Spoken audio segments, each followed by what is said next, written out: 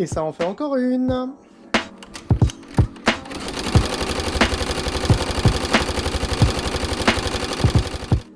Amis du filet de la mécanique, voici une nouvelle Starlet que j'ai achetée sur le Bon Coin.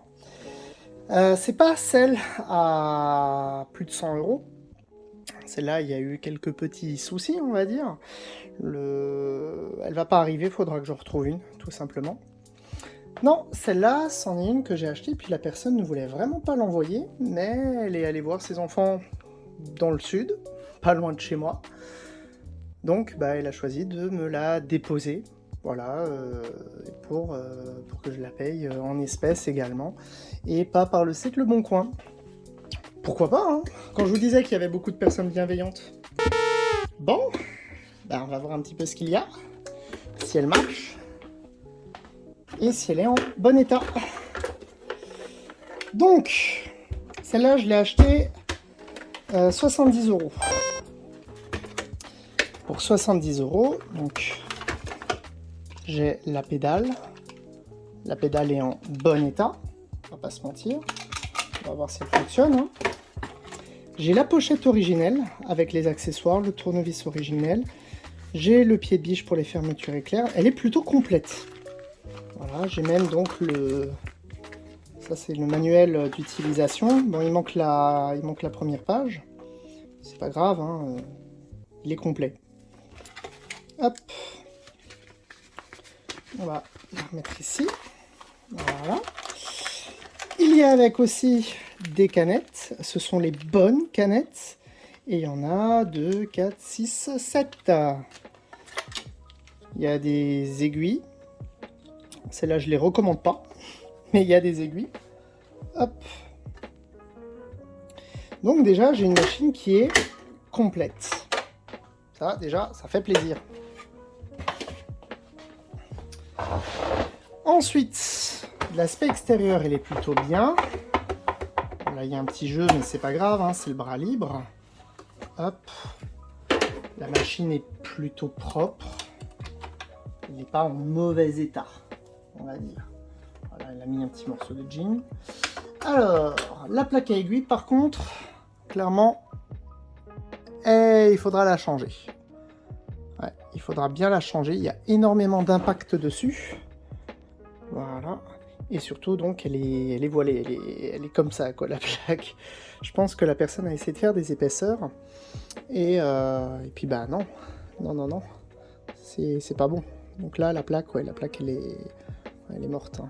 Elle est morte. Regardez, je peux carrément la tordre facilement, plus facilement qu'une petite cuillère. Donc la plaque, déjà, je sais qu'elle sera à changer. Le bloc tension, il est bon. Ça fait plaisir. Donc on voit que la machine n'a pas été entretenue. Hein. Il y a des bourres, il y a pas mal de choses. Donc il y a encore une canette dedans. Et le boîtier canette est en bon état. Il est en très bon état. La machine est fluide. Ah, tiens. Quelque chose me dit que la machine est potentiellement désynchronisée. On va mettre une nouvelle aiguille.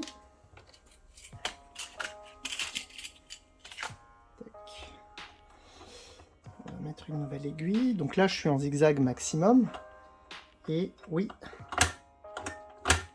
Alors, je vais vous zoomer. Vous allez vite comprendre ce qui se passe. Nous y revoilà. En fait, ce qui se passe, c'est que l'aiguille vient taper ici, dans le fond du crochet. En point droit, je ne vais pas avoir cet effet, puisque je suis plutôt bon. Mais à gauche, là, ici, hop, droite, gauche, et là, je viens taper carrément. Ça m'emporte mon aiguille. Donc je sais déjà que potentiellement, cette machine, bon, déjà, je veux faire du zigzag, ça tape. Je vais donc aller voir un spécialiste pour savoir ce que ça peut être. Et puis oui, là, clairement, on est des synchros. Le crochet passe en plus au-dessous du chat. Il ne passe pas au-dessus, mais au-dessous. Donc déjà, ça sent pas très bon. Donc encore une fois, hein, moi j'ai acheté cette machine, je ne l'ai pas testée. Hein. Le but, c'est vraiment de me mettre dans les mêmes conditions qu'une personne qui chercherait à acheter cette machine-là. Bon, donc déjà, problème de synchro. Hop, on va quand même voir si le moteur est bon. Hein. Si le moteur et la pédale fonctionnent.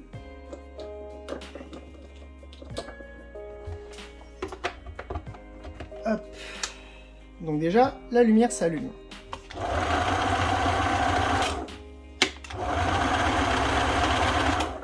Franchement, elle fait un beau bruit. Ça, c'est plutôt cool. Elle fait un beau bruit. Et la pédale fonctionne. Bonne nouvelle, on n'a pas à changer la pédale. On doit déjà changer la plaque. Et maintenant, on va voir un petit peu plus à l'intérieur ce qu'il se passe.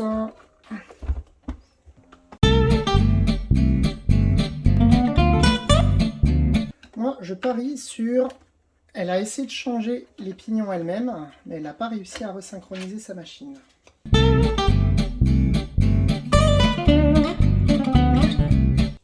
Bon, l'intérieur est propre, hein. Clairement on ne peut pas dire l'intérieur est propre. Hop. Voilà. Et la réponse est... Ah non. Non. Les pignons. Tac. Donc les pignons commencent à être usés. À être bien usés. Et même là, il y a une dent qui est sur le point de céder. Donc bon, je vais vous montrer un petit peu plus près. Hein. Donc encore une fois, les fragilités, c'est les deux pignons qui sont là et les deux pignons qui sont là.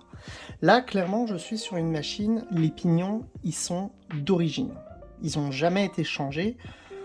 Donc à mon avis, la personne, elle a dû essayer de faire de l'épaisseur. C'est ce qui expliquerait le pourquoi la plaque à aiguille, bah, elle est comme ça, quoi. Elle est HS. En essayant de taper dans les épaisseurs, la machine a forcé. Elle a peut-être eu un bourrage, donc la synchro s'est défaite. Et du coup, bah, malheureusement, le crochet, l'aiguille, pardon, vient taper dans le crochet, dans le fond du crochet. Concrètement, là, pour remettre cette machine en état, il faudra une nouvelle plaque à aiguille. Voilà. Il faudra, donc voilà, hein, donc la plaque à aiguille. Donc là, il y en a déjà pour 20 €. Il faudra changer, hop, le pignon de griffe et le contre-pignon de griffe. Parce que clairement, lui, enfin voilà, c'est là, je peux y aller à l'ongle, quoi. Là, je peux enlever des petits morceaux à l'ongle. Lui, il va pas tenir très longtemps. Hop, il faudra aussi... Donc là, ça, c'est au cas où si je dois changer s'il est sur un plat ou pas. Il est sur un plat, c'est le même prix, hein, donc je sais que ce sera celui-ci. Hop, celui-là, je peux le ranger. Donc là, il y a déjà 20 €. Là, il y a de nouveau à peu près une quarantaine d'euros. Et là, hop, le pignon et le contre-pignon de griffe. Clairement, sur une machine là que j'ai acheté 70 €, je me suis fait avoir. J'aurais été une personne lambda, je me serais fait avoir parce que j'aurais acheté du coup donc cette machine à 80. J'aurais encore derrière 180 € de réparation. Oh non! Ça fait cher. Ça fait très cher. Ça me fait en fait une machine au total avec la réparation à 260 €. Ça commence à chiffrer. Après, derrière, bon, là, le moteur, il est bon. On pourrait très bien dire, oui, je suis une personne qui fait la réparation moi-même, auquel cas, ben, il y aurait juste le coût des pièces et pas de la main-d'œuvre. Mais quand même, là, ça fait cher. Si je me retrouvais avec une machine à 150 € plus les 180 € de réparation, ben là, c'est le prix d'une machine neuve. Là, clairement, c'est... La personne ne savait pas, encore une fois, elle se débarrassait de sa machine. Là, pour le coup, c'est vraiment... elle ne faisait plus de couture, elle voulait s'en débarrasser, elle avait une nouvelle machine. Bah... Bon, déjà, je trouve ça un peu paradoxal. Oui, je m'en débarrasse parce que je fais plus de couture, mais j'ai acheté une nouvelle machine. Bon, pourquoi pas. Mais clairement, je sais qu'elle était dans l'ignorance. À mon avis, le fait que l'aiguille vienne taper sur le crochet, c'est peut-être ça qui l'a fait, changer de machine et qu'elle s'est dit ben, je vais la vendre en occasion, voilà, sur le bon coin. Donc vraiment, celle-ci, bah, même si elle me l'a ramenée, que j'ai pas payé de frais de port, ça fait cher. Ça fait vraiment cher. Il y a trop de réparations dessus. Clairement, je ne peux pas la brancher et l'utiliser. Autant je l'aurais branché et je partais directement en couture, même si cela à un moment donné cassait, bah, je trouvais ça un petit peu plus honnête parce qu'au moins la machine était fonctionnelle. Clairement, là au premier coup, tout de suite l'aiguille, clac. C'est pas top. C'est vraiment pas top. Enfin bon, moi je vais quand même la réparer, puis je vais la revendre en occasion révisée et réparée avec des pignons neufs et une plaque neuve. Je pense que la personne pour qui je vais la vendre, hein, et c'est vraiment une demande, hein, là aussi pour le coup, c'est pour ça que j'en ai racheté une, sera heureuse de récupérer cette machine. Bon, j'attends celle à 120 € et puis on va faire le bilan. Bon, alors après 1 heure de réparation, un petit peu moins, ça fonctionne bien.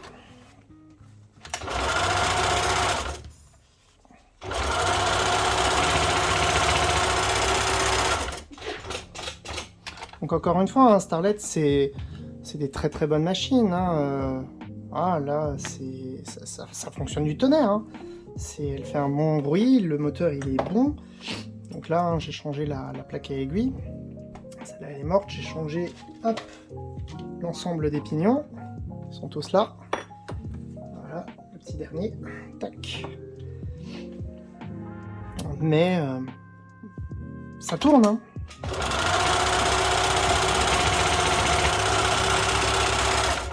Ça tourne, mais le fait est que c'était trop cher pour ce que c'est.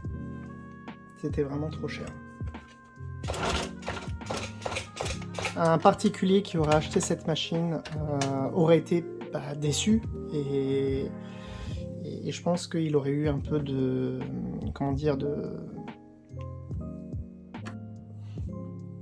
il y aurait eu demandé réclamation, il y aurait eu une réclamation parce que la machine n'était pas fonctionnelle.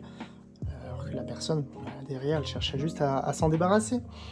Alors encore une fois, hein, moi je suis tombé principalement sur des personnes bienveillantes. Hein, la personne, elle est venue, je lui avais aussi dit que moi je voulais des machines pour pouvoir montrer ça.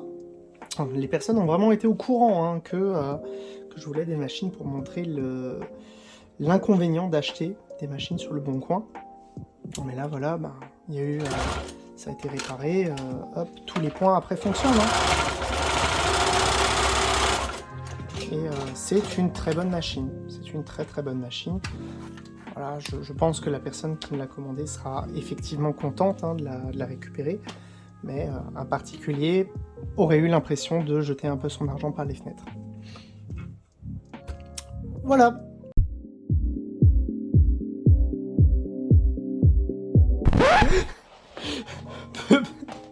Petit complément, juste avant de couper la vidéo.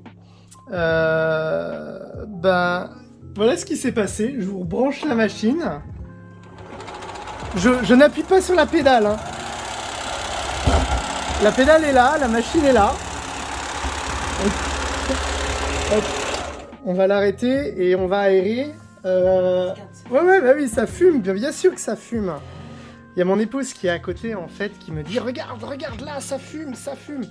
Oui, c'est normal. C'est le condensateur, en fait, de la pédale qui est HS. Je vous avais parlé de la machine fantôme. Voilà. J'allume.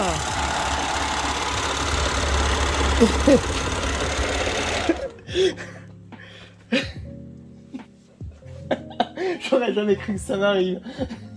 Je suis très content. Voilà, donc là vous me voyez content parce que oui, donc là la pédale, elle est pas morte la pédale, hein. C'est un truc à la con. Hop, vient par là.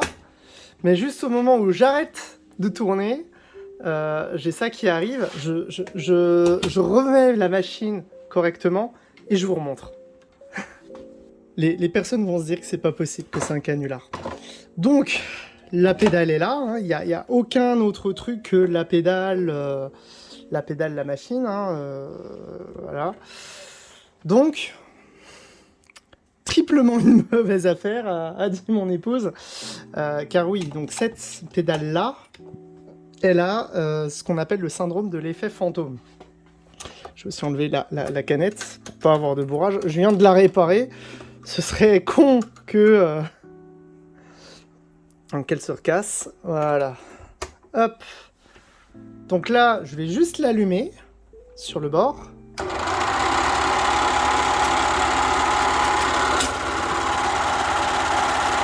Voilà.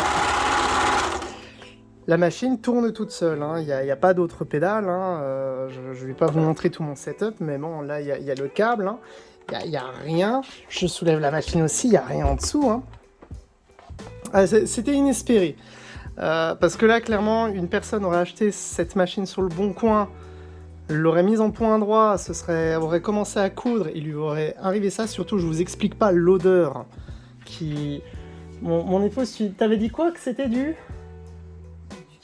caramel trop brûlé. Du caramel brûlé, trop cuit et brûlé.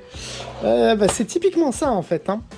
On est vraiment sur une odeur épouvantable. Et la pédale, hein, elle est en bon état. La machine aussi, le moteur est en bon état. Il y a tout qui est ok. Voilà, là c'est bon. C'est bon, son court-circuit est terminé. Le condensateur a terminé de griller. Donc le responsable, puisqu'il faut en désigner un, on va vous le montrer. Hop, tac tac. Voilà. Donc ne vous en faites pas, je sais, la pédale est branchée, hein, la machine aussi. On fait attention. Tac. Rien que pour ça, j'aurais voulu démonter la pédale pour le voir s'embraser. Hop, voilà. Donc voici une pédale. Celui qui fout la merde, c'est lui. Là. Le 0,1 microfarad. Donc là, bah, c'est bon, hein, il a terminé de griller. On va débrancher. Hop. On va le débrancher et on va aller le retirer. Voilà. Cette pièce-là. Allez. Tac. On va jouer un poil. Voilà. Voilà, c'est lui, là on voit bien qu'il s'est ouvert. Oh qu'il est beau, qu'il est beau. Donc là il est bien fissuré. Et donc bah, pour bien vous montrer, là je vais la rebrancher. Hop.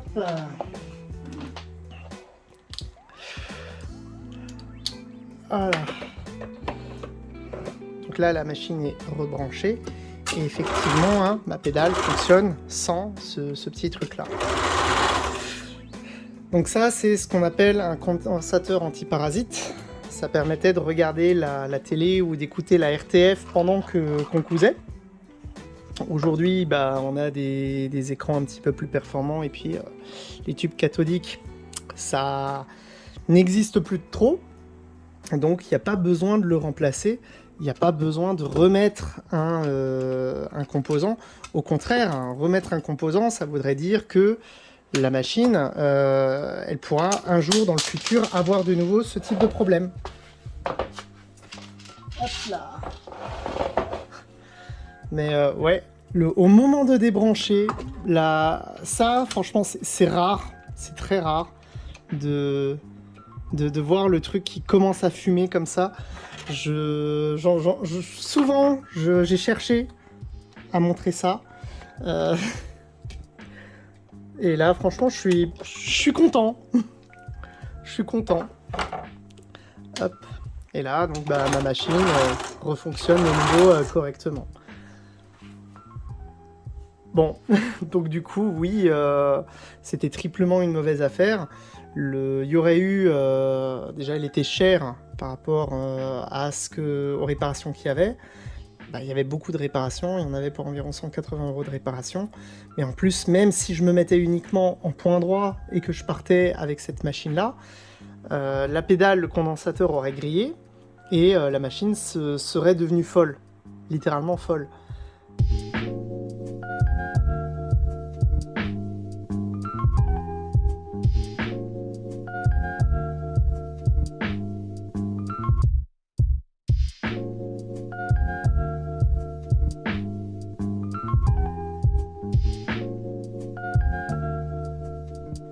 coup, la personne aurait été d'autant plus mécontente, parce que la machine qui fonctionne toute seule, on pense tout de suite à un problème moteur. Une petite merde, hein, comme ça, qui a la taille d'un ongle. Bah, voilà, quoi. Hop. Bon. Donc du coup, bilan, et puis je pense que ça fera une... je vais découper la vidéo juste pour vous montrer ce problème-là, de nouveau. C'était drôle. Là, pour le coup, c'était drôle. Hop là, voilà. Donc faites attention avec vos machines que vous achetez sur le bon coin, et vous en faites pas. Cette réparation-là n'est pas grave. N'hésitez pas à ramener votre machine chez un spécialiste. Ils savent ce que c'est. Hein. Il y en a, ils se font un peu les escrocs, mais on sait très bien ce que c'est. Allez, ciao!